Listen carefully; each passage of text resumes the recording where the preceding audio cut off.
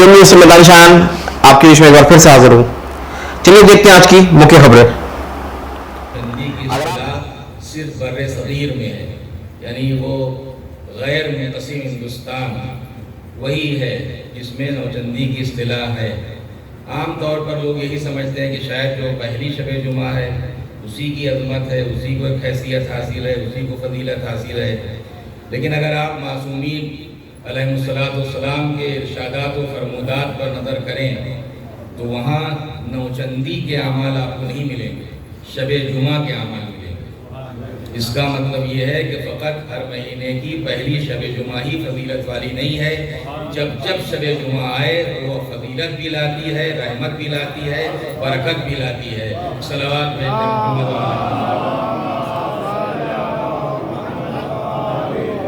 اور ان کو پروردگار عالم اپنے بندوں پر لطف کرنے والا اور احسان کرنے والا ہے. وہ ہر ایک کی سنتا ہے اور اس نے خود دعا کا حکم ہی نہیں دیا ہے بلکہ دعا کے قبول ہونے کی ضمانت بھی لی ہے. ادعونی استجب لکم، تم مجھ سے دعا کرو میں تمہاری دعا کو قبول کرنے والا ہوں. اور اس نے کوئی خاص وقت نہیں معین کیا ہے کہ انسان اس وقت میں فقط اس کی بارگاہ میں حاضر ہو کر اپنا درد دل بیان کرے، اپنی ارداش اس کی بارگاہ میں پیش کرے، اپنی حاجتیں اس کے سامنے رکھے، بلکہ جب بندہ جب چاہے اس وقت اپنے مالک کو پکار سکتا ہے، اپنی ارداش اس کی بارگاہ میں پیش کر سکتا ہے، اپنا درد دل اس کے سامنے بیان کر سکتا ہے. اس لیے کہ وہ ذات وہ ہے جو لا سنتم ولا نوم کی مصداق ہے. اس پر نہ اونگ طاری ہوتی ہے نہ نیند آتی ہے، اور ظاہر ہے کہ اس کے دروازے 24 گھنٹے اپنے بندوں کے لیے کھلے ہوئے ہیں. یہ اس کا لطف احسان اور اس کا کرم ہے کہ جب چاہے بندہ اس سے تقرب کی منزل میں آ جائے، اس کا ذکر کر کے اس سے قریب ہو جائے. لیکن دنوں میں بعض ایام اور راتوں میں بعض راتیں، مہینوں میں بعض مہینے ایسے ہیں جن کو پروردگار عالم نے خاص طور پر اپنے ذکر کے لیے مخصوص کیا ہے. اور انہی مخصوص راتوں میں سے ایک رات شب جمعہ کی بھی ہے جس میں الگ سے کچھ دعاؤں کا تذکرہ کیا گیا ہے. خاص طور پر مولائے متقیان امیر المومنین علی ابن ابی طالب علیہ السلام دعائے کمیل جو ایک جانی پہچانی دعا ہے اور جس کے سلسلے میں خود مولا کی خواہش اپنے صحابی خاص جناب کمیل ابن زیاد نخی سے یہ تھی کہ کمیل اگر ممکن ہو تو ہر شب جمعہ اس دعا کو پڑھو، اور اگر یہ بھی ممکن نہ ہو تو مہینے میں ایک بار، اگر یہ بھی ممکن نہ ہو تو سال میں ایک بار، اور کم سے کم نیمہ شعبان یعنی 14ویں تاریخ کا دن 14 شعبان کا دن گزر کے جو شب آتی ہے اس میں خود فرمائش کی ہے مولا کی طرف سے. اور اگر آپ معصومین کی دعاؤں کو دیکھیں، ہم اور آپ سب دعا کرتے ہیں، لیکن ہمارا حال دعا کے سلسلے میں یہ ہے کہ وہی 4-5 دعائیں رٹ گئی ہیں. جب بھی ہمارے جیسے بارگاہ الہی میں دعا کے لیے ہاتھ اٹھاتے ہیں اور دعا کرنا چاہتے ہیں تو 4-5 دعائیں جو رٹ گئی ہیں بس وہی ہیں. لیکن یہ معصومین کی دعائیں ہیں، اور معصومین کی دعاؤں کا سب سے بڑا فائدہ انسان کو جو سب سے پہلے حاصل ہوتا ہے وہ یہ ہوتا ہے کہ بارگاہ الہی میں حاضر ہونے کا طریقہ بھی معلوم ہوتا ہے، سلیقہ بھی معلوم ہوتا ہے کہ مالک کی بارگاہ میں حاضر ہونے کے بعد کس طرح اس سے گفتگو کا آغاز کیا جائے، کیسے اپنی بات کو شروع کیا جائے، کس طرح اپنے درد دل اس کے سامنے بیان کیا جائے، کس طرح اپنی ارداش اس کی بارگاہ میں پیش کی جائے. یہ معصومین علیہ السلام کی دعاؤں کے ذریعے ہی یہ سلیقہ بھی ملتا ہے اور طریقہ بھی ملتا ہے. دعائے کمیل ظاہر ہے کہ یہ رات چونکہ استغفار کی رات ہے، مناجات کی رات ہے، دعا کی رات ہے، توبہ کی رات ہے، انابہ کی رات ہے، اور بخشش یہ صرف اس کا لطف اور احسان اور کرم ہے. ورنہ اگر ہم نے گناہ کیا ہے، معصیت کی ہے، ہم اس کے مجرم ہوئے ہیں تو سزا ہمیں ملنا ہی چاہیے. لیکن یہ اس کا لطف اور احسان اور کرم ہے کہ وہ موقع دیتا ہے کہ شاید انسان اب بارگاہ میں پلٹ آیا ہے، شاید اب اپنی خطاؤں پر نادم ہو جائے، شاید اب شرمندہ ہو جائے، اور حقیقت میں اسی شرمندگی کا نام اس نے توبہ رکھا ہے۔ اگر انسان اپنے گناہوں پر شرمندہ ہو رہا ہے، جب کبھی اپنے گناہ کا خیال آتا ہے اس کا دل گھبرانے لگتا ہے، اس کی آنکھوں میں ندامت کے آنسو آ جاتے ہیں، تو یہ ندامت کے آنسو نہیں ہے، اس کی بخشش کا ذریعہ ہے۔ یہ بہتے ہوئے آنسو انسان کی بخشش کا ذریعہ ہے، اس لیے کہ یہ بہت قیمتی چیز ہے کہ انسان جب اس مالک کو پکار رہا ہو تو رو رو کے پکار رہا ہو، گڑ گڑا رہا ہو، تضرع زاری التجا کر رہا ہو۔ لہذا اور اسی لیے شاید دعاؤں میں یہ بھی مل جائے گا کہ پالنے والے، اگر تو نے ندامت اور شرمندگی کا نام توبہ رکھا ہے تو تیری عزت کی قسم میں اپنے کیے پر نادم ہوں۔ یعنی میں نے جو کچھ کر رکھا ہے میں کوئی فخر نہیں کر رہا ہوں، بلکہ میں اپنے کیے پر نادم ہوں، پشیمان ہوں۔ اگر تو نے رکھا ہے توبہ ندامت اور شرمندگی کا، تو یہ معصومین علیہ السلام کی دعائیں ہیں۔ بہت ساری دعائیں ہم کرتے ہیں جو قبول نہیں ہوتی، کچھ دعائیں قبول ہوتی ہیں، کچھ نہیں قبول ہوتی ہیں، لیکن اس کا فلسفہ بھی خود امیر المومنین نے اس اپنے گویا وصیت نامے میں بیان کیا ہے۔ صفین سے واپس ہوتے وقت آپ نے ظاہری طور پر امام حسن اور امام حسین کے نام یا اپنی اولاد کے نام جو وصیت نامہ تحریر کیا ہے، اور آپ یاد رکھیں کہ چاہے نبی ہو یا رسول یا امام، وہ بات اگر اپنے خانوادے سے کر رہا ہے، اپنے اہل و عیال سے کر رہا ہے، اپنی اولاد سے کر رہا ہے، تو خطاب اولاد سے ہوتا ہے، مراد ساری امت ہوتی ہے، اس لیے کہ وہ ساری امت کا امام ہے۔ اسی وصیت نامے میں مولا فرماتے ہیں کہ ہو سکتا ہے کہ تم جو دعا کر رہے ہو، جو تم مانگ رہے ہو، وہ دعا کبھی رد بھی ہو سکتی ہے، پوری نہ ہو، لیکن اس کی وجہ صرف یہ ہوتی ہے کہ تم اپنے اعتبار سے مانگتے ہو، اس لیے کہ ہم ظاہری اعتبار سے دنیاوی فائدے کو فائدہ سمجھتے ہیں اور دنیاوی نقصان کو نقصان سمجھتے ہیں۔ ہم اسی دنیاوی نقصان اور فائدے کو مد نظر رکھتے ہوئے اپنے مالک کی بارگاہ میں کسی چیز کا سوال کرتے ہیں، لیکن پروردگار ہماری دنیا بھی دیکھ رہا ہے، ہماری آخرت بھی دیکھ رہا ہے۔ وہ جانتا ہے کہ اگر یہ چیز مل گئی ہو سکتا ہے اس کی دنیا سنور جائے مگر اس کی آخرت بگڑ جائے، لہذا بندے کی آخرت بگڑنے نہ پائے دعا قبول تو نہیں کرتا، لیکن چونکہ پکارا ہے تو پکارنے کا ثواب ضرور عطا کرتا ہے۔ ایک صلوات بھیج دیں محمد و آل محمد۔ اور پھر دعائے کمیل کے شروع ہی میں جملے موجود ہیں، اللہم اغفر لی الذنوب التی تحت کل اسم، کہ پروردگار ہمارے ان گناہوں کو بخش دے جو عزت میں بٹا لگا دیتے ہیں۔ اللہم اغفر لی الذنوب التی تنزل النقم، معبود ہمارے ان گناہوں کو بخش دے جو نقمت لاتے ہیں، ذلت و رسوائی لے آتے ہیں، کہ انسان سماج میں ذلیل ہو کے رہ جاتا ہے ان گناہوں کی وجہ سے، رسوا ہو کے رہ جاتا ہے، کہیں منہ دکھانے کے لائق نہیں رہ جاتا، ان گناہوں کو پروردگار بخش دے۔ اللہم اغفر لی الذنوب التی تنزل البلا، ان گناہوں کو بخش دے جو بلاؤں کے آنے کا سبب بن جاتے ہیں۔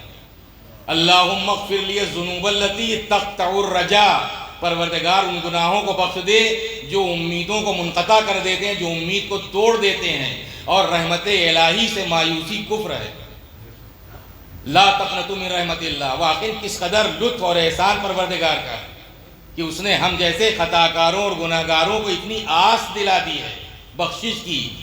براہ راست اس نے خطاب نہیں کیا یا اپنے حبیب کو ذریعہ بنایا، قل یا عبادی الذین اسرفوا علی انفسہم لا تقنطوا من رحمت اللہ ان اللہ یغفر الذنوب جميعا انہ هو الغفور الرحیم، کہ میرے بندے آپ میرے ان گنہگار بندوں سے کہہ دیجئے جنہوں نے گناہ کر کے خود اپنے آپ پر زیادتی کی ہے، اپنے آپ پر ظلم کیا ہے، لا تقنطوا من رحمت اللہ، کہ میری رحمت سے مایوس نہ ہوں۔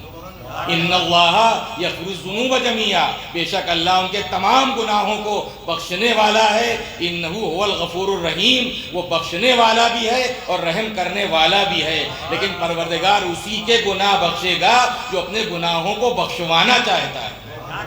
اگر گناہوں پر گناہ ہو رہے ہیں، معصیت پر معصیت ہو رہی ہے، اور انسان کو خیال ہی نہیں ہے کہ وہ معصیت پروردگار کر رہا ہے، تو پروردگار پھر ایسے بندے کے معاملے میں اپنے فضل سے کام نہیں لیتا، اپنے عدل سے کام لیتا ہے، اور اس کا عدل بھی ہم جیسے برداشت نہیں کر سکتے، اسی لیے اس کی بارگاہ میں صبح و شام دعا کرتے ہیں، رب عاملنا بفضلک ولا تعاملنا بعدلک، یا رحیم و یا کریم یا ارحم الراحمین، کہ پالنے والے ہمارے بارے میں اپنے فضل سے کام لینا، پروردگار اپنے عدل سے کام نہ لینا۔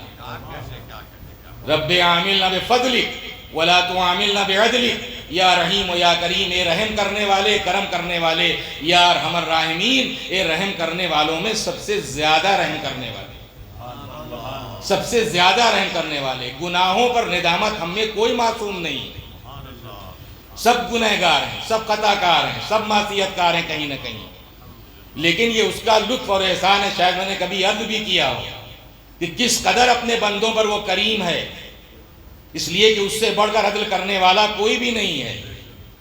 دنیا کی عدالتوں میں دنیا کا مجرم جب دنیا کے جج کے سامنے حاضر ہو کے اقبال جرم کرتا ہے تو کوئی جج معاف نہیں کرتا بلکہ سزا دیتا ہے۔ دنیا کا مجرم جب دنیا کے جج کے سامنے حاضر ہو کے قبول کر لیتا ہے اپنے جرم کو تو جج معاف نہیں کرتا بلکہ وہ سزا دیتا ہے۔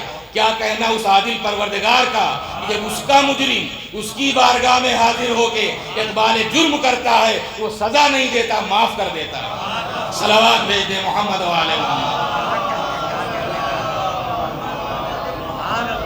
یہ اس کا احسان ہی ہے، یہ اس کا کرم، اس کا مطلب ہی ہے کہ وہ نہیں چاہتا کہ وہ ہم جہنم میں جائیں، وہ چاہتا ہے کہ اپنے ہر بندے کو بخش دے، لیکن جہنم کی راہ تو انسان خود اختیار کرتا ہے۔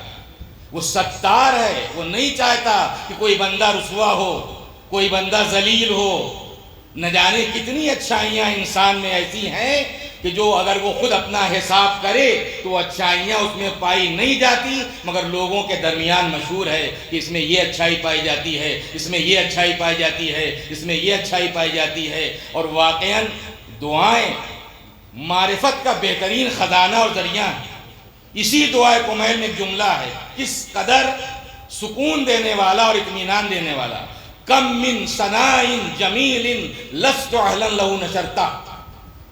پروردگار عالم کی تعریف کرتے اس کی بارگاہ میں بندہ کرتا ہے کہ کم من ثناء جمیل لست اہلا لہ نشرتا، پروردگار نہ جانے کتنی اچھائیاں ایسی ہیں جو ان میں پائی نہیں جاتی لیکن تو نے لوگوں کے درمیان پھیلا رکھی ہیں۔ یہ اس کا لطف ہی ہے، یہ اس کا کرم ہے، وہ ستار ہے، وہ پردہ پوشی کرنے والا ہے۔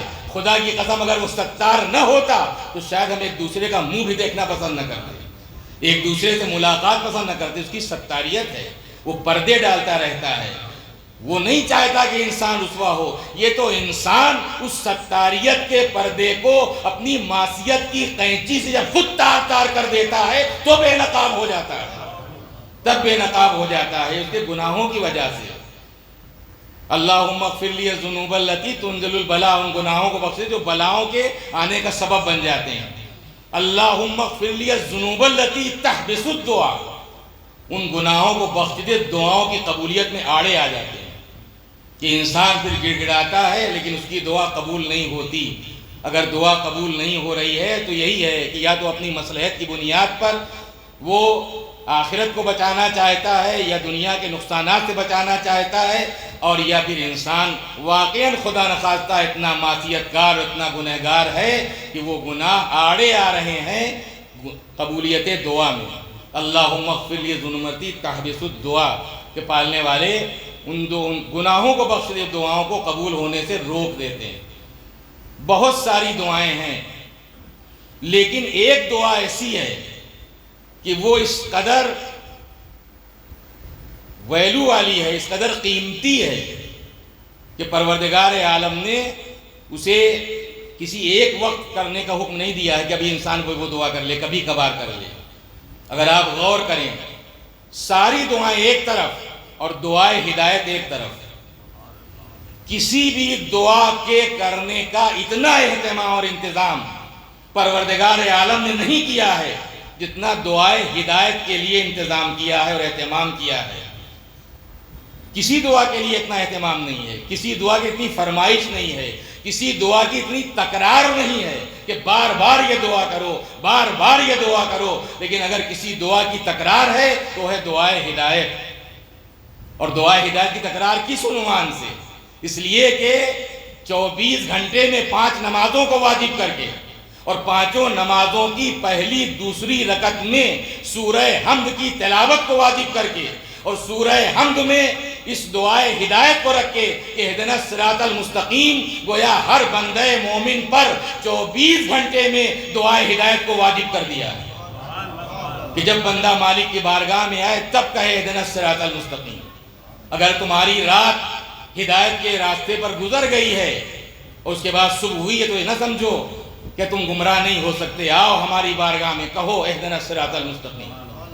اگر دن کا ایک آدھا حصہ گزر گیا ہے لیکن ہدایت کے راستے پر باقی ہو تو آنے والے وقت میں یہ نہ گمان کرنا کہ اب تم گمراہ نہیں ہو سکتے. آؤ کہو اہدنا الصراط المستقیم. پھر آؤ پھر کہو اہدنا الصراط المستقیم. سورج غروب ہو چکا ہے، شام ہو گئی ہے، دن تمام ہو گیا ہے، ایمان پر تمام ہوا ہے، ہدایت پر تمام ہوا ہے، لیکن یہ گمان نہ کرنا کہ گمراہ نہیں ہو سکتے. کہو اہدنا الصراط المستقیم. پھر کہو اہدنا الصراط المستقیم. یعنی جب نیند سے جاگو تب کہو اہدنا الصراط المستقیم، اور جب سونے لگو تو سونے سے پہلے کہو اہدنا الصراط المستقیم.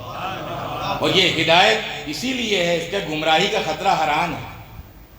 جیسے جیسے زمانہ آگے بڑھ رہا ہے گمراہی کے اسباب اتنے ہی زیادہ ہوتے جا رہے ہیں. بہت ہی پرآشوب دور ہے، فتنوں کا دور ہے، خباثتوں کا دور ہے، فساد کا دور ہے.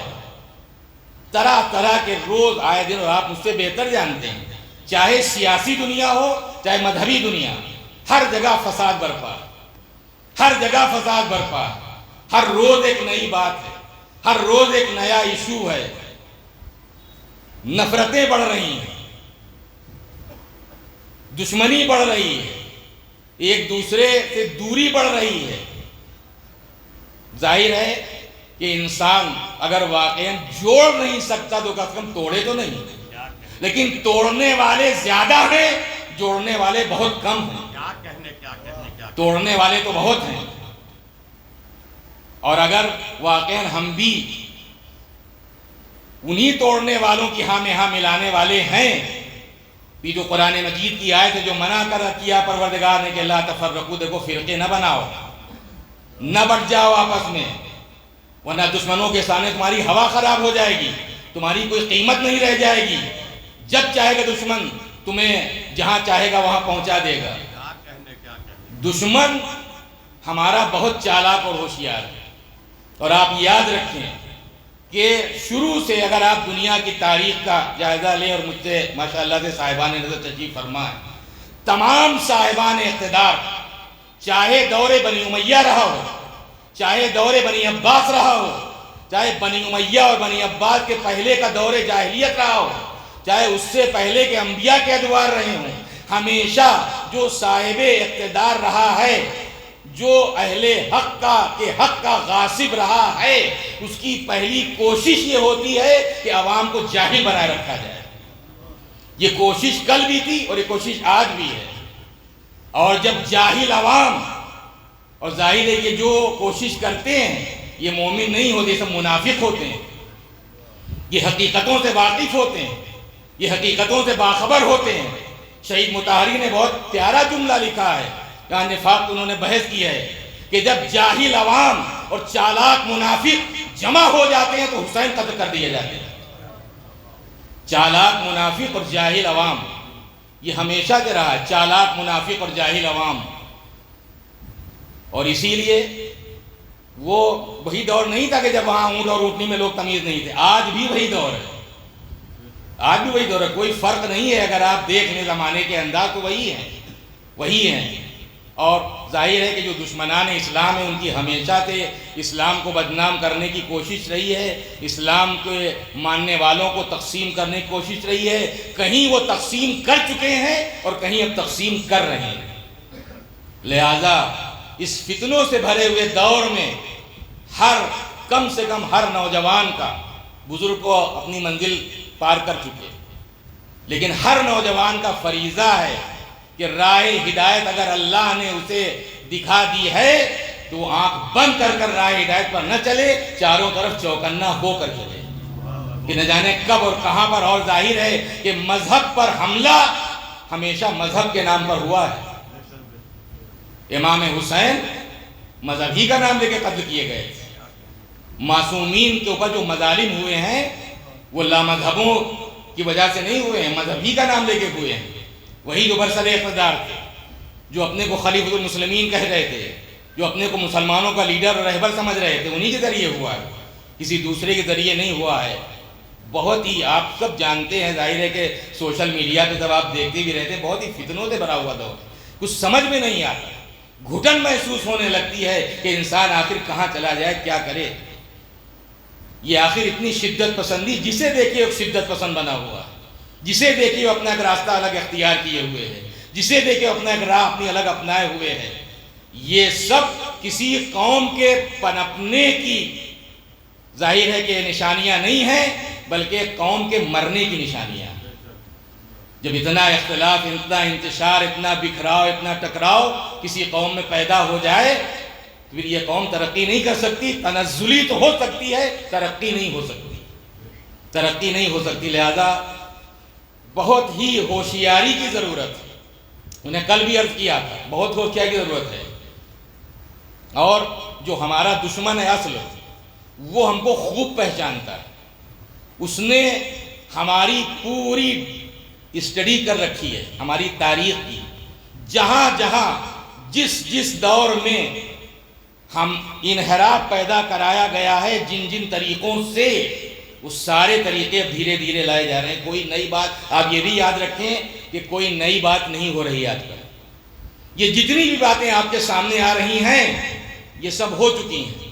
اگر غالی آ رہے ہیں، حضرت علی کو اللہ کہنے والے آ رہے ہیں، تو اگر غالی معصومین کے دور میں نہیں تھے تو غالیوں کی مذمت حدیثوں میں کیوں موجود ہے؟ اس کا مطلب کہ دور معصومین میں غالیوں کا وجود تھا، تبھی تو مذمت کی ہے. اگر مقصر دور معصومین موجود نہیں تھے تو مقصرین کی مذمت معصومین کی احادیث میں کیوں نہیں ہے؟ طرح طرح کے اعتقادات. اور اللہ وہی ہے کہ ہر وقت ہدایت کے راستے پر قائم رہنے کی دعا معبود کی بارگاہ میں کرنا ہی چاہیے کہ پروردگار ہم سیدھے راستے پر چلتے رہیں، ورنہ ہم کہاں پہنچ جائیں گے کچھ پتہ نہیں ہے. کون کہاں لے جا کے ہمیں کھڑا کر دے گا کچھ پتہ نہیں، کبھی عقیدے کے نام پر، کبھی عمل کے نام پر، کچھ پتہ نہیں ہے. لہذا بہت سوچنے سمجھنے کو. اور آپ یاد رکھیں کہ اس دور میں، ویسے ہر دور میں، اور خاص طور پر اس دور میں، فقط مسلمان ہونا شرط نہیں ہے، باشعور مسلمان ہونا شرط ہے. فقط شیعہ ہونا شرط نہیں ہے، باشعور ہونا شیعہ شرط ہے. کہ ہم اپنے اندر اتنا شعور رکھتے ہوں کہ حق کیا ہے، باطل کیا ہے، باطل کے نظریات کہاں سے آ رہے ہیں اور حق کے پرستار کدھر ہیں، باطل کے طرفدار کدھر ہیں. ایک صلوات بھیج دیں محمد و آل محمد. ورنہ ادھر سے ادھر جاتے، خیمہ بدلتے انسان کو دیر نہیں لگتی ہے، نہیں دیر لگتی ہے. معصومین کے ادوار میں یہ سب ہو چکا ہے. ایک بار یہی واٹس ایپ پہ دیکھ رہا تھا، ایک صاحب زلف دراز، اور ظاہر ہے کہ وہ سب اللہ جانے کون سے کارخانے تیار ہوئے ہیں سرحد پار، اور وہاں کہاں سے آتا ہے مجھے نہیں معلوم، لیکن بہرحال یہاں جو کچھ آ رہا ہے سب وہیں سے امپورٹ ہو رہا ہے، سب وہیں سے آ رہا ہے، برابر سب وہیں سے آ رہا ہے، طرح طرح کی چیزیں. ایک بار دیکھا کہ ایک صاحب زلف دراز، پتہ نہیں کیا وہ کچھ اپنا لیے ہوئے تھے، ایک عزا خانے کے سامنے کچھ بجایا اور اس کے بعد اپنے بالوں کو جھٹکتے ہوئے پچھلے پیروں سے پچھلے چلتے ہیں، آگے بڑھ نہیں رہے بلکہ پیچھے ہٹتے ہوئے علی اللہ علی اللہ نعرے لگاتے ہوئے. خیر یہ ہو گیا، چلیے ہو گیا بھائی علی اللہ. اس کے بعد انہی صاحب کا دوسرا ویڈیو آیا جس میں وہ کچھ لوگوں کو بٹھائے ہوئے یہ سمجھا رہے تھے کہ آخر لوگوں کو اتنی سی بات سمجھ میں کیوں نہیں آتی کہ جب اللہ نے حضرت عیسیٰ کو بچانے کے لیے ان کو آسمان پر اٹھا لیا تو یہ بات کیوں لوگ سمجھ نہیں پاتے کہ امام حسین بھی اسی طرح اٹھا لیے گئے کہ جس طرح حضرت عیسیٰ اٹھا لیے گئے. اور بھلا کسی کی مجال جو خالق موت و حیات حسین کو ہاتھ لگا سکے؟ اب یہ ہر بھولا بھالا آدمی جو بالکل سادہ لو ہے اس کی سمجھ میں بہت جلدی بات آ جائے گی. بیچارہ سادہ لو کو جانتا ہی نہیں. کچھ نہیں جانتا ہے. اصل میں سب سے بڑی مصیبت وہی جہالت ہی ہے. ایسے ہی لوگوں کو کیپچر کیا جاتا ہے اور ایسے ہی لوگوں کا پھر مائنڈ فریش کیا جاتا ہے, برین واش کیا جاتا ہے, بالکل بھولے بھالے جاہل, ان کو کچھ نہیں معلوم ہے. لہذا وہی ظاہر ایک آدمی پڑھا لکھا ہے, وہ خود بھی بھائی فکر رکھتا ہے, سوچتا ہے, سمجھتا ہے, تو ایسے لوگ باہر کیا کیوں کیسے کریں گے. لیکن ایک بھولا بھالا آدمی وہ تو دیکھا کہ ہاں بات تو یار صحیح ہے. پھر حضرت عیسیٰ اٹھایا جاتا ہے, امام حسین جیسے کیسے جو امام حسین کو اٹھا لیا ہوگا, اس میں کیا کوئی غلط تو بات نہیں ہے. میں سمجھا کہ شاید یہ کوئی نئی بات ہے. میں کہہ رہا ہوں کہ سب معصومین کے دور میں ہو چکا ہے. میں سمجھا شاید یہ ایک نئی چیز آئی ہے. لیکن اتفاق سے ایک کتاب میرے ہاتھ لگی ہے اباسلط ہروی کی. یہ جناب اباسلط ہروی امام رضا علیہ السلام کے وہ خادم ہیں جنہوں نے امام کی آخری خدمت کا ان کو موقع ملا. آخری خدمت گزار ہیں اور امام کی آخری وقت میں جو خدمت کرنے والے یہی تھے, جناب اباسلط ہروی. اس کتاب میں ان کے سوالات ہیں اور امام رضا کے جوابات ہیں. اس میں اتفاق سے مجھے یہ دیکھا کہ اباسلط ہروی نے امام رضا سے کہا کہ مولا کوفے کے نواح میں, یعنی کوفے کے علاقے میں, کوفے کے اطراف میں کچھ لوگ ایسے پیدا ہو گئے ہیں جو آپ کے جد حسین ابن علی کی شہادت کا انکار کر رہے ہیں, اور وہ کہتے ہیں کہ وہ اسی طرح آسمان پر اٹھا لیے گئے کہ جس طرح حضرت عیسیٰ اٹھائے گئے. امام کے چہرے پر آثار غضب نمایاں ہو گئے. آپ نے فرمایا خدا کی لعنت ہو ان لوگوں پر جو میرے جد مظلوم کی شہادت کا انکار کریں. میرا جد بھی شہید کیا گیا ہے اور ہم سب شہید کیے جائیں. یہ عرض کرنے کا مقصد یہ ہے کہ جو ہو رہا ہے یہ کچھ نیا نہیں ہے. دشمن نے پوری طرح سے ہم کو اسٹڈی کیا ہے, بہت ڈیپلی اسٹڈی کیا ہے. تو جہاں جہاں جس دور میں جس طریقے سے انحراف پیدا کیا جا چکا تھا, اب وہ دوبارہ پھر وہی ساری سازشیں ہیں, وہی سارے طریقے ہیں, وہی سارے ہتھ کنڈے ہیں, اسی طرح کی فنڈنگ ہے. ایک ایک آدمی 50-50 لوگوں کو زیارت کے لیا جا رہا ہے. صاحب کہاں سے آ رہا ہے پیسہ؟ کہاں سے آ رہا ہے پیسہ؟ پھر کتنا آپ کما رہے ہیں بھائی؟ کہاں کے آپ صاحب جائیداد ہیں؟ 50 آدمیوں کو چلیے آپ ٹکٹ دے رہے ہیں, 50 آدمیوں کو لیے جا رہے ہیں, پھر ان کا کھانا پانی خرچہ وہ بھی آپ برداشت کریں. بھیا کہاں سے لیے جا رہے ہیں؟ پھر وہاں آپ کیا کر رہے ہیں؟ یہ اپنی الگ الگ بزمیں کیوں سجائی جا رہی ہیں, نشستیں کیوں بٹھائی جا رہی ہیں؟ یہ نوجوانوں کیوں؟ ابھی خود میرے وطن کی بات, 5 لڑکوں کو سلیکٹ کیا گیا تھا لکھنؤ کے ایک صاحب کی وجہ کی طرف سے, اور باقاعدہ طور پر ان سے وہ تو کہیے کہ وہ بھنڈا پھوٹ گیا, ورنہ وہ گئے تھے, کام سے لگ گئے تھے, ان کو لگا دیا گیا تھا کام پہ کہ اگر ہمارے گروپ میں آ جاؤ گے اور یہ کرو گے جو ہم کہیں گے تو تم کو اتنے مہینہ ملے گا. کسی کو 12,000 اور کسی کو 15,000. تو اسی لیے میں خاص طور پر اپنے نوجوانوں سے, بچوں سے یہ گزارش کروں گا, خدارا بہت ہوشیار رہیے, بہت ہوشیار رہیے. اگر کہیں مال کی لالچ بھی دی جا رہی ہے تو دیکھیے مال کا لالچ دینے والا جو ہے وہ کون ہے, اس کے پاس کہاں سے آ رہا ہے, اس کا لنک کہاں سے ہے, یہ کہاں سے جڑا ہوا ہے. بہت خطرناک دور ہے, بہت خطرناک دور ہے. اس لیے میں بار بار ہر مجلس میں اشارے کر رہا ہوں, اور چونکہ بچوں کی طرف سے مجلس کا انعقاد کیا گیا, میں نے پہلے ہی کہا کہ بزرگوں کے لیے کچھ ہے ہی نہیں. میں تو ان بچوں ہی کہتا ہوں کہ پروردگار بحق محمد و آل محمد علیہ الصلوۃ والسلام ان تمام ہمارے نوجوانوں کو, تمام ہمارے بچوں کو ہر انحراف سے پاک رکھے. عقیدے کے اعتبار سے بھی یہ نیک رہیں, عمل کے اعتبار سے بھی اور کردار کے اعتبار سے بھی. ایک صلوات بھیج دیں محمد و آل محمد. سب ہو چکا ہے, سب ہو چکا ہے. یہی دور معصوم یعنی واقعاً, اور یہ تاریخی ہے کہ جو ہمیں حال سے واقف کراتی کہ اپنے حال سے ہم کتنا واقف رہیں. 7ویں امام کیا کیا نہیں ہوا ہے, تماشے کیا کیا نہیں ہوا, سب تماشے, اور ہم نے کہا سب وہی ہو رہا ہے. 7ویں امام نے اپنی زندگی میں جو حالات تھے اس کے تحت آپ نے 3 یا 2 آدمیوں کو باقاعدہ نامزد کیا تھا کہ تم اور تم میرے وکیل ہو, یعنی ریپرزنٹیٹیو کی حیثیت سے. کوئی بھی شرعی مال آئے گا تمہارے توسط ساری کے ظاہری طور پر کوئی مل نہیں سکتا.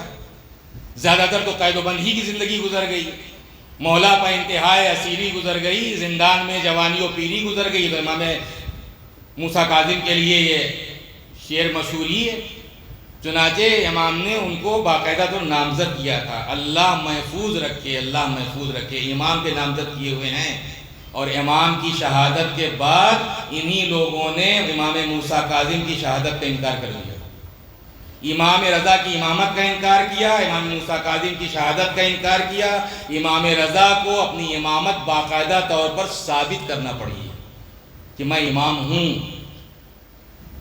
انہیں انکار کر رہے تھے، اور یہ عقیدہ بنایا کہ امام موسیٰ کاظم بھی پردہ غیب میں چلے گئے ہیں اور وہی ظہور فرمائیں گے، وہی مہدی ہیں، اور باقاعدہ پورا فرقہ کھڑا کر دیا مخوضہ کا، پورا فرقہ کھڑا کر دیا، یہ پورا فرقہ بن گیا۔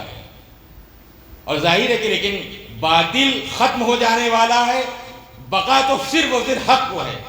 اور یہ آپ یاد رکھیں، یہ بڑھتا ہوا اندھیرا ہی صبح کے ہونے کی علامت ہے، کہ جتنا اندھیرا بڑھتا جائے گا، یہ بڑھتا ہوا اندھیرا، رات کا اندھیرا ہی اس بات کی علامت ہے کہ ایک وقت آئے گا جب صبح ہونے والی ہے، نور پھیلنے والا ہے، روشنی چمکنے والی ہے۔ یہ سب پانی کے بلبلے ہیں جو وقتی ہیں، انشاءاللہ پھوٹیں گے، فنا ہوں گے، ختم ہوں گے، پرچم لہرائے گا اسلام کا، اور اس ساری دنیا پر اس وارث حسین کے ذریعے ہی عدل و انصاف کی حکومت کل انشاءاللہ قائم ہی ہو کر رہے گی، چاہے ظالمین کو، مشرکین کو کتنا ہی ناگوار کیوں نہ گزرے۔ ایک صلوات بھیج دے محمد و آل محمد، ایک مرتبہ اور صلوات بھیج دیں۔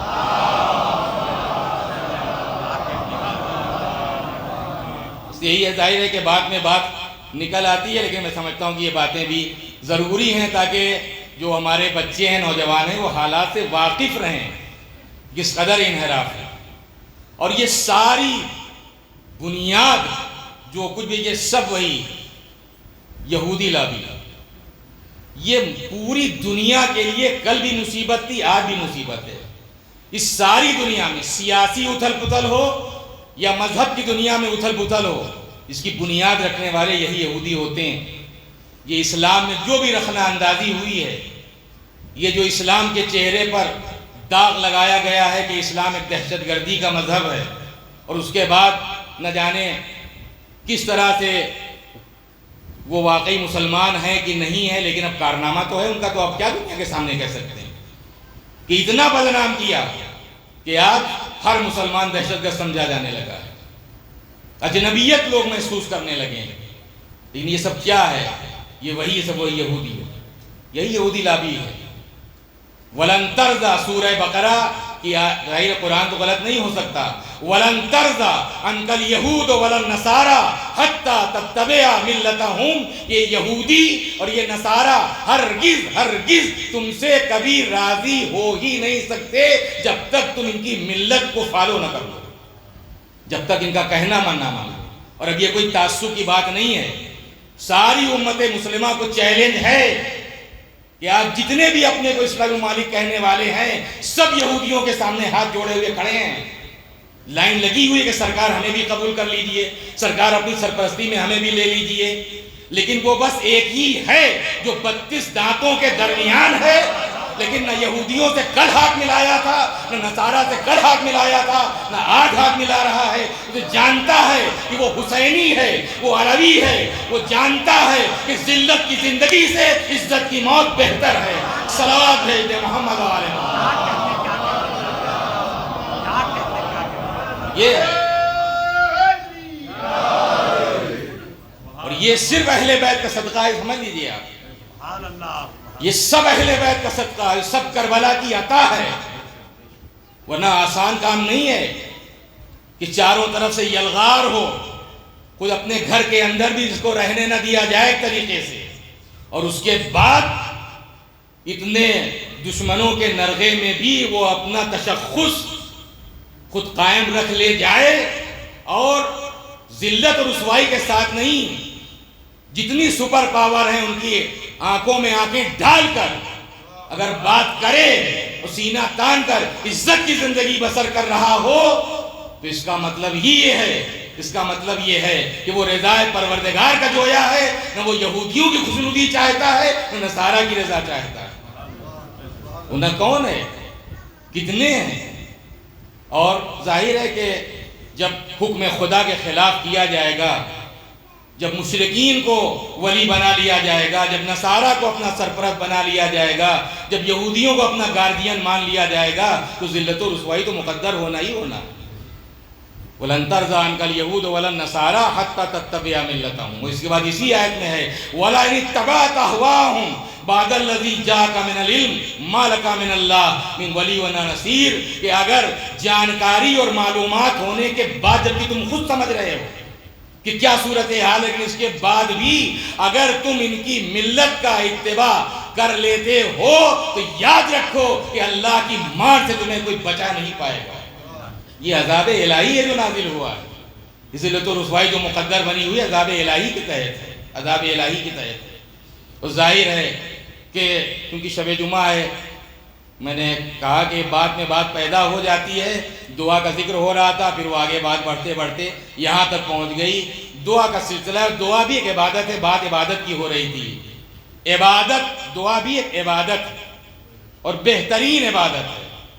تو ایک تو اللہ کا حق جو امام زین العابدین علیہ السلام نے بیان کیا ہے کہ وہ اس کے حقوں میں سب سے بڑا حق یہ ہے کہ انسان اس پروردگار کی عبادت کرے، اور دوسرا حق یہ ہے کہ اس کے ذات میں، اس کے صفات میں، اس کی اطاعت میں، اس کی عبادت میں کسی کو شریک نہ قرار دے۔ اس لیے کہ ان الشرک لظلم عظیم، شرک سب سے بڑا گناہ ہے۔ اگر پروردگار تمام گناہوں کو بخشنے والا، اگر انسان بغیر توبہ کیے ہوئے مر بھی گیا ہے گنہگار، تو پروردگار اپنے لطف و احسان و کرم سے اسے معاف کر سکتا ہے۔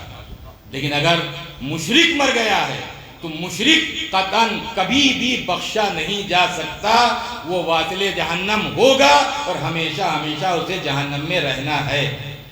مشرک کی بخشش نہیں ہے، ورنہ ہر گنہگار کی بخشش، کہ اگر وہ نہیں بھی اس نے توبہ کی ہے اور اس دنیا سے رخصت ہو گیا ہے تو یہ پروردگار کا لطف ہے، اس کا احسان ہے، اس کا کرم ہے کہ وہ بخش سکتا ہے، لیکن وہ مشرک کو کبھی نہیں بخش سکتا۔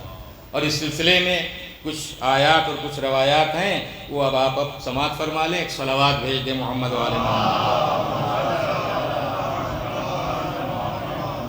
کتنا بڑا گناہ ہے شرک، اللہ کی ذات میں، اس کے صفات میں، اس کی عبادت میں، اس کی اطاعت میں کسی دوسرے کو شریک قرار دینا۔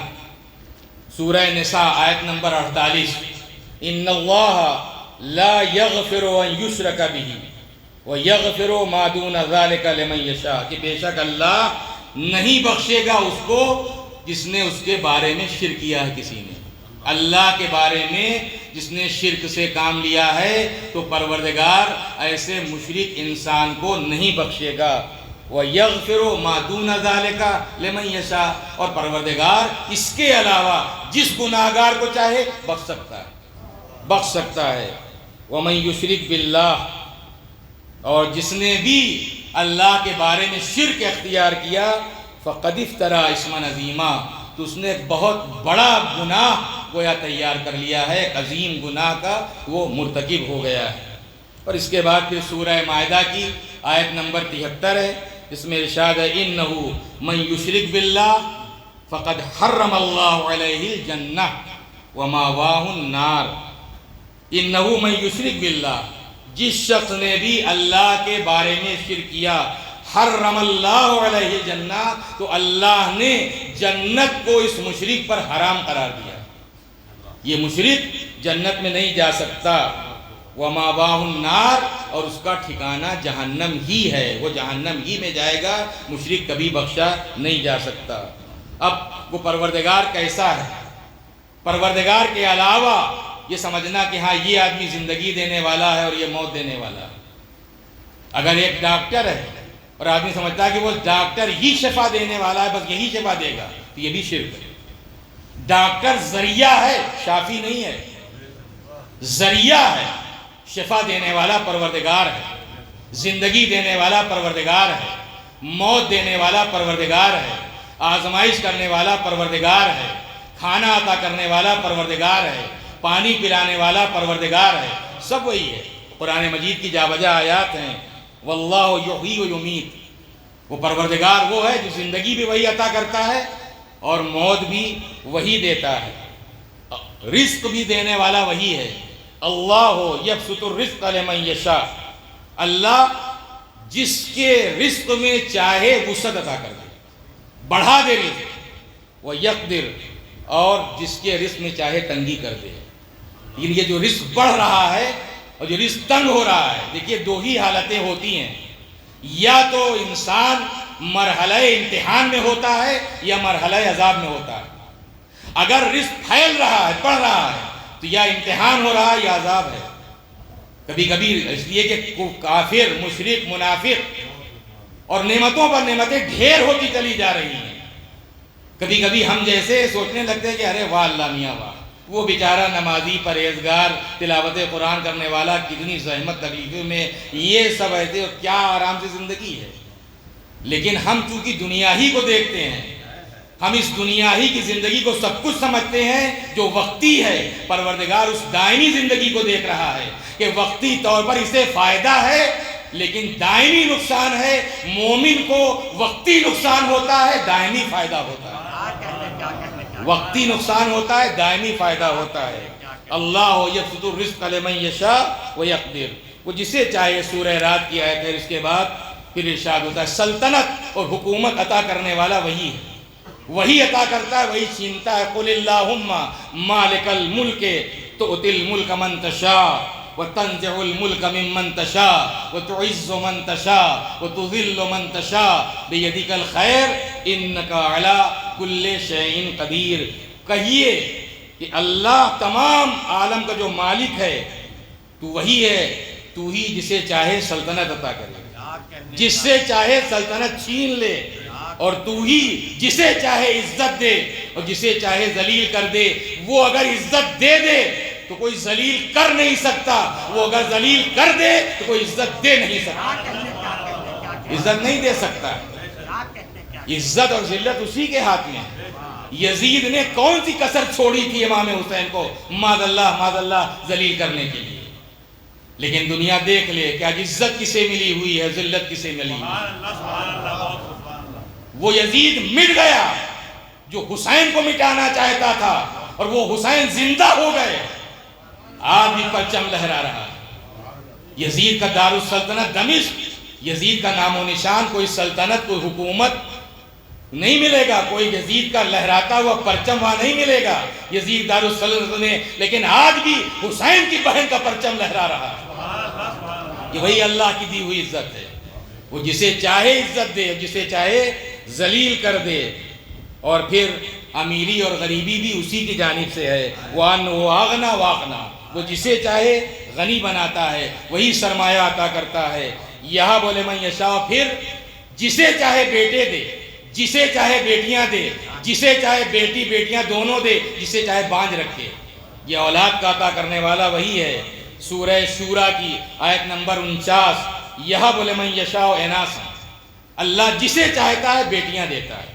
وَيَهَبُ لِمَن یشاء الذُّكُورَ، اور جسے چاہتا ہے بیٹے دیتا ہے۔ پھر 50ویں آیت، أَوْ يُزَوِّجُهُمْ ذُكْرَانًا وَإِنَاثًا، اور جسے چاہتا ہے دونوں دیتا ہے، بیٹیاں بھی دیتا ہے، بیٹے بھی دیتا ہے۔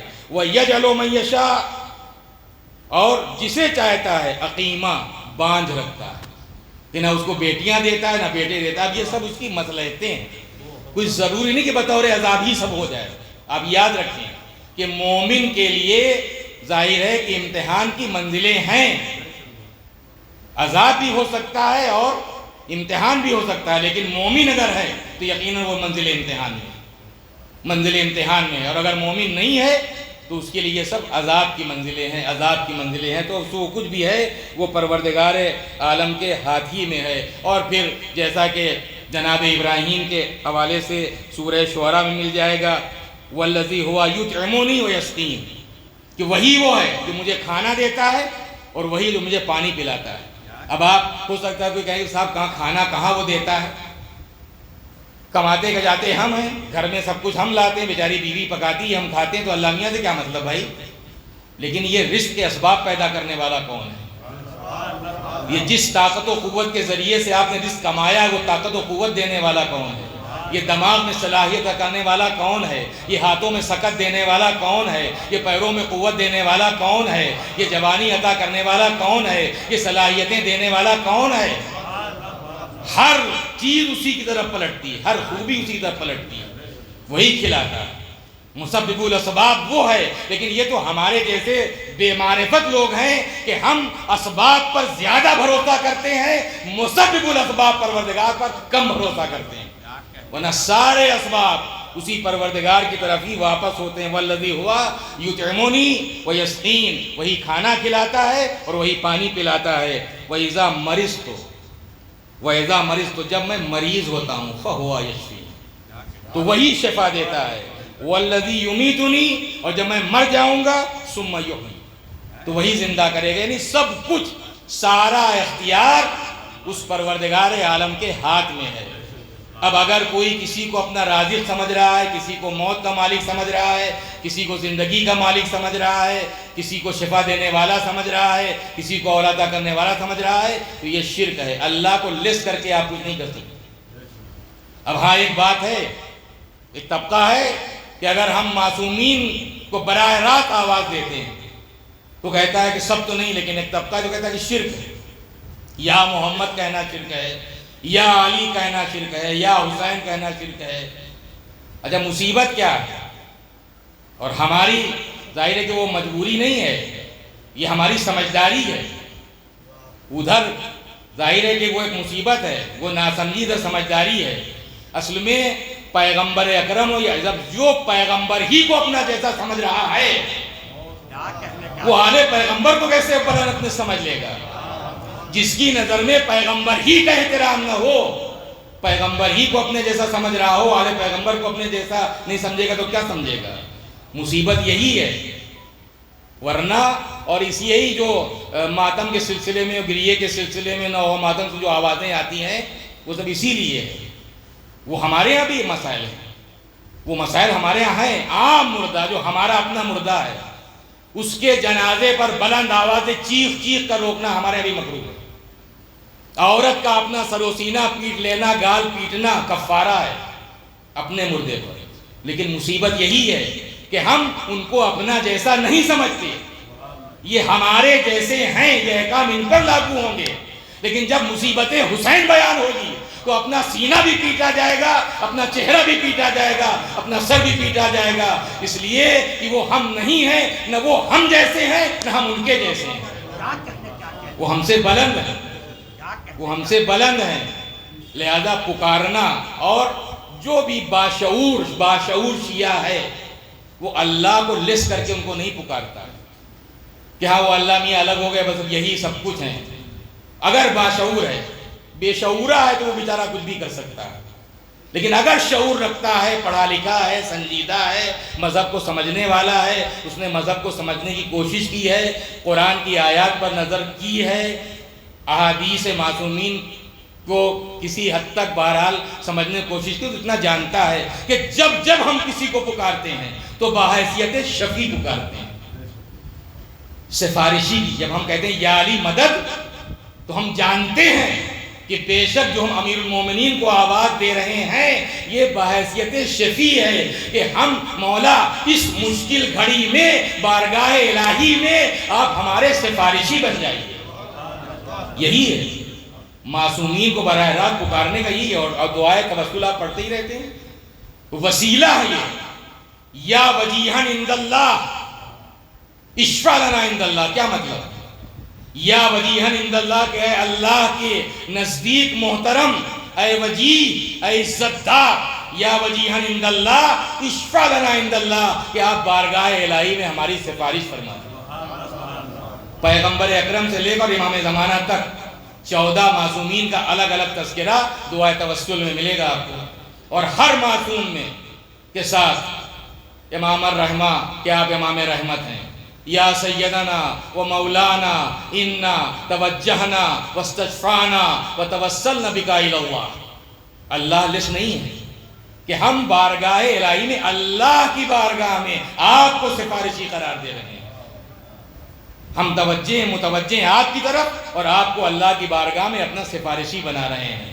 یا وجیہن عند اللہ اشفع لنا عند اللہ، اللہ کی بارگاہ میں آپ محترم ہیں، آپ عزت والے ہیں، آپ وجیح ہیں، لہذا ہماری سفارش کر دیجئے بارگاہ الہی میں۔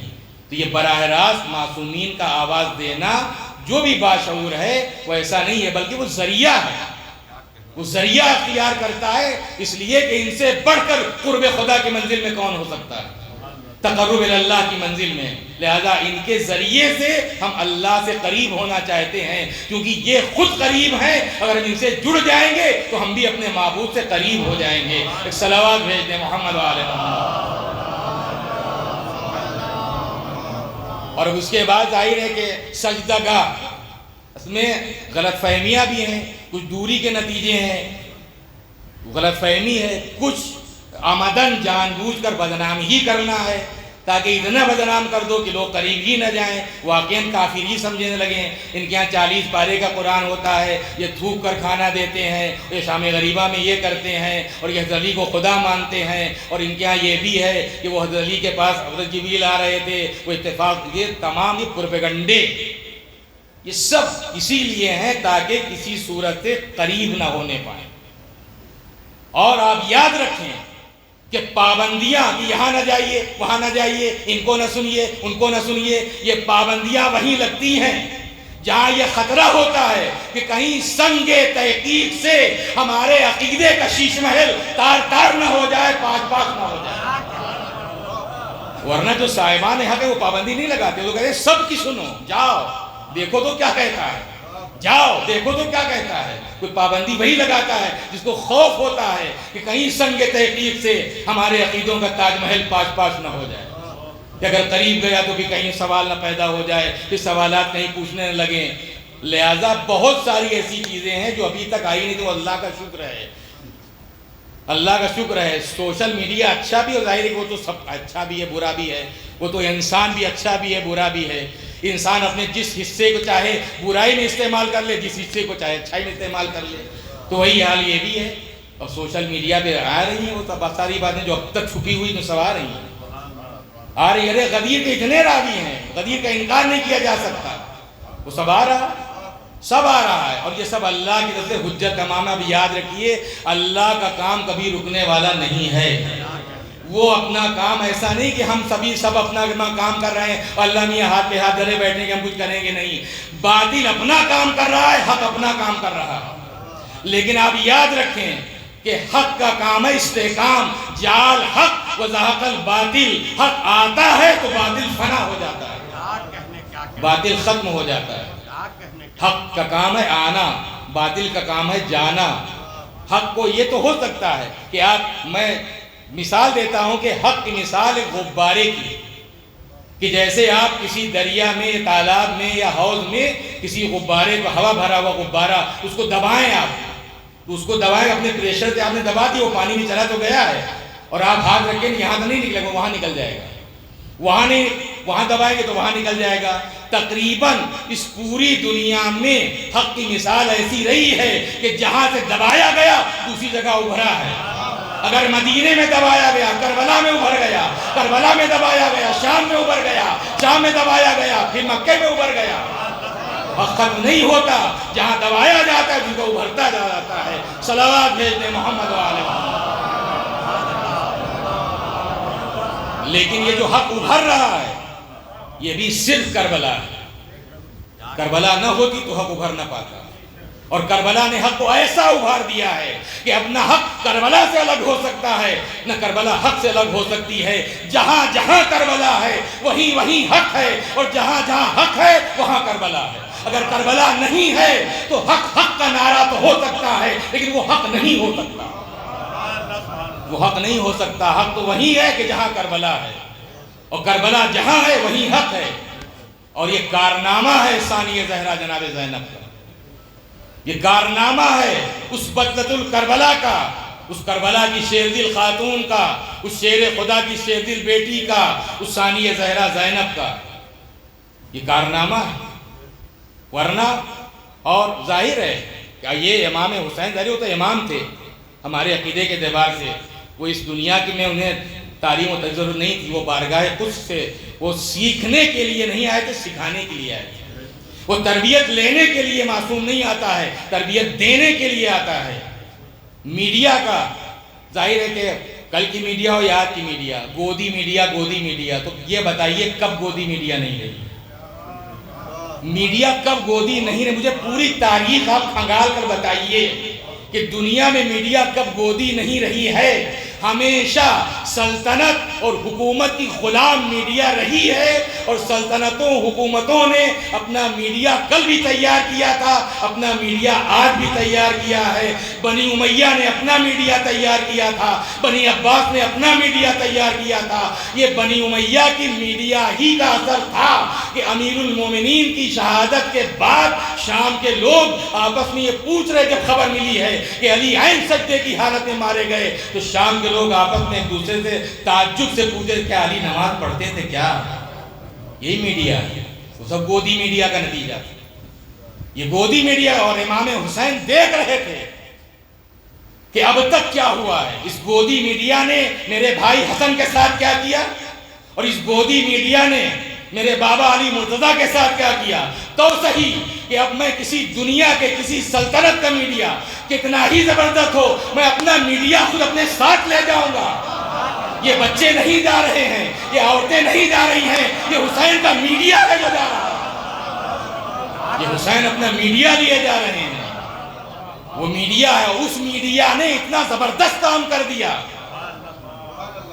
یہ مجلسیں نہیں ہیں، یہ ہمارا میڈیا ہے۔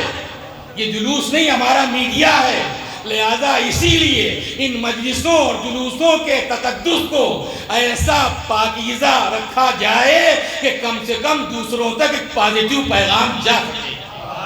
یہ میڈیا ہے ہمارا، یہ میڈیا ہے، یہ مجلسیں میڈیا ہیں، یہ جلوس میڈیا ہے، یہ ماتم میڈیا ہے، یہ مرثیہ خوانی میڈیا ہے۔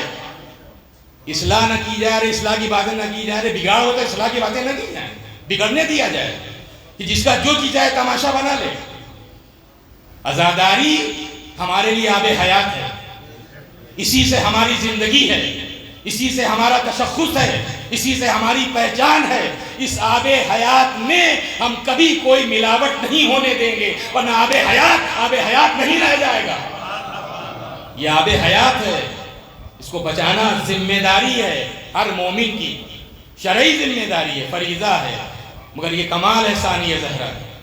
اور اسی لیے 9 محرم عصر کے وقت ذمہ داری کا احساس تو دیکھیے، 9 محرم عصر کے وقت جناب زینب بے ہوش ہوئی ہیں۔ کب؟ جس وقت شمر 9 محرم کو کربلا پہنچا ہے عبید اللہ ابن زیاد کا خط لے کر۔ عبید اللہ ابن زیاد کون؟ جو یزید کی طرف سے کوفے کا گورنر، اور اسی کی وجہ سے یہ سارے کربلا میں جو کچھ بھی ہوا یہ سب اسی کے حکم سے ہوا، اسی کے آرڈر سے ہوا۔ جناب مسلم کا قتل اسی کے ذریعے ہوا۔ عبید اللہ ابن زیاد کا خط لے کر شمر 9 محرم کو کربلا پہنچا۔ اس خط میں یہ خط تھا عمر ابن سعد کے نام۔ عمر ابن سعد کون؟ یزید کا فوج کے کمانڈر ان چیف۔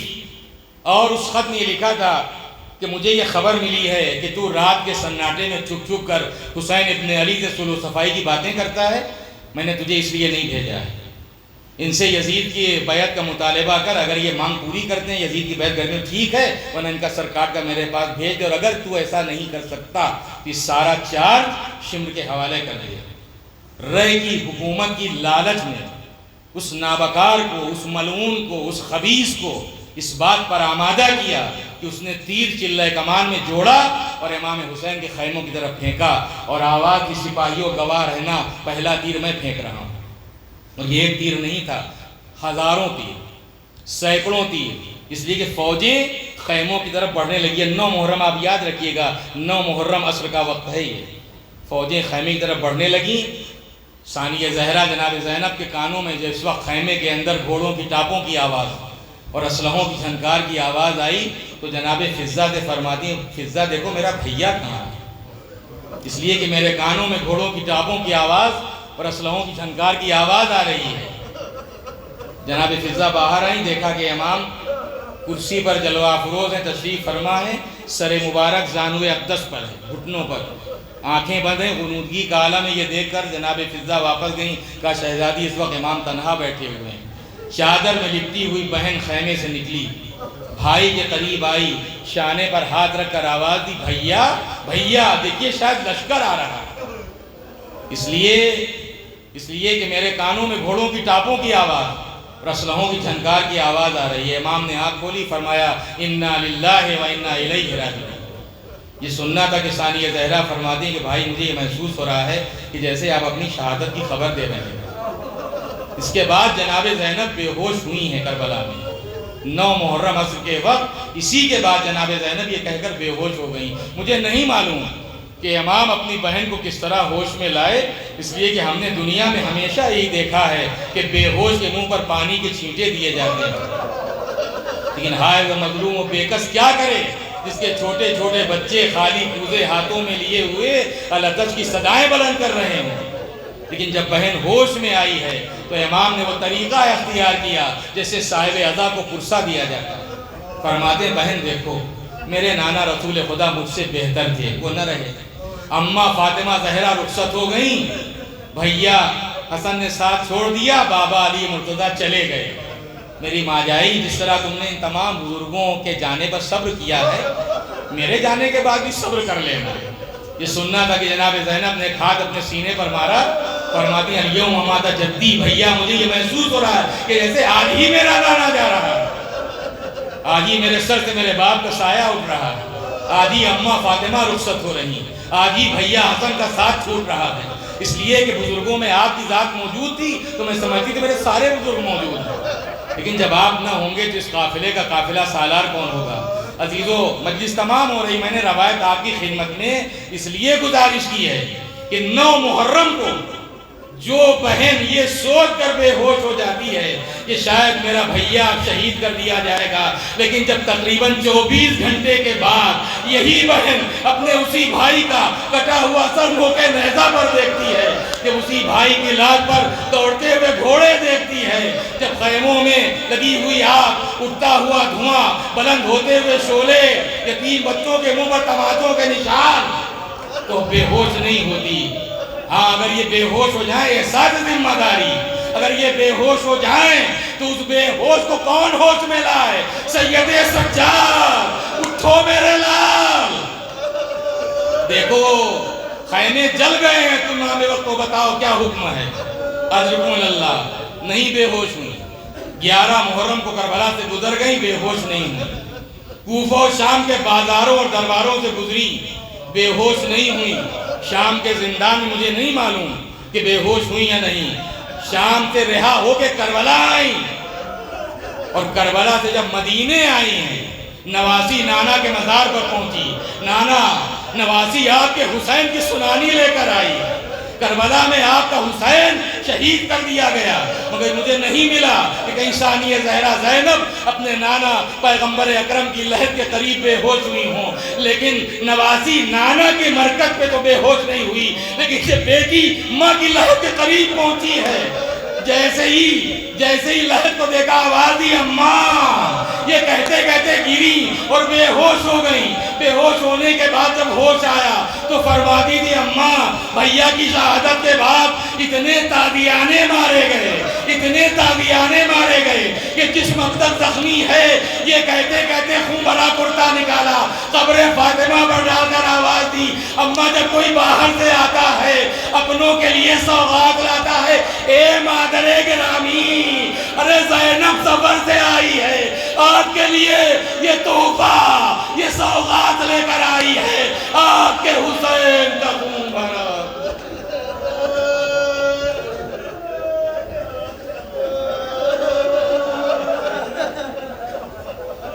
سيعلم الذين ظلموا أي منقلب ينقلبون إنا لله وإنا إليه راجعون بذنب قضائه وتسليما لأمره ربنا تقبل منا إنك أنت السميع العليم الہی بحق الزہرا وابیہا وبعلہا وبنیہا، کریم پروردگار اس ذکر کو اپنی بارگاہ میں شرف قبولیت عطا فرما۔ میرے معبود ہم سب کے گناہان کبیرہ و صغیرہ کو بخش دے۔ پروردگار تجھے واسطہ محمد اور آل محمد کا اس شب جمعہ نہ جانے کتنے ہم جیسے گناہگاروں کو تو معاف کرے گا۔ پروردگار ہم سب کے گناہان کبیرہ و صغیرہ کو اور ہمارے تمام مرحومین کے گناہوں کو معاف کرے گا۔ ہمارے جتنے بھی مرحومین جو اس دنیا سے رخصت ہو چکے ہیں، ہمارے بزرگ آبا و اجداد جدات، ان سب کی مغفرت فرما، ان سب کی تنگی لحد کو دور کر دے، ان کی قبروں کو منور کر دے، ان کو جوار معصومین میں، جوار رحمت میں جگہ عنایت فرما۔ کریم پروردگار ہر مومن ہر مومنہ کی، ہم سب کی تمام دینی دنیاوی ضرورتوں اور حاجتوں کو پورا فرما۔ کفار و مشرکین و منافقین و یہود و نصارہ کے شر سے تمام صاحبان ایمان کو محفوظ رکھ، پرچم اسلام کو بلند فرما، پرچم کفر و شرک و نفاق کو سرنگوں کر، زمانے کے امام کے ظہور میں تعجیل فرما۔ ہم سب کا شمار حضرت کے آوان و انصار میں ہو۔ گزارش ہے کہ ایک بار سورہ ہم، 3 بار سورہ قل هو اللہ کی تلاوت فرما کے علی محمد ابن سکت حسن، مختار بانو بنت محمد عباس، شاہدہ خاتون بنت علی محمد، شہانہ عسکری بنت عسکری حسن، احسن احمد رضا ابن محمد حسنین، رباب فاطمہ بنت ذل حسن، اور چونکہ شب جمعہ ہے لہذا آپ تمام مرحومین کو شامل فرما لیں۔ خداوند عالم ان تمام مرحومین کی مغفرت فرمائے۔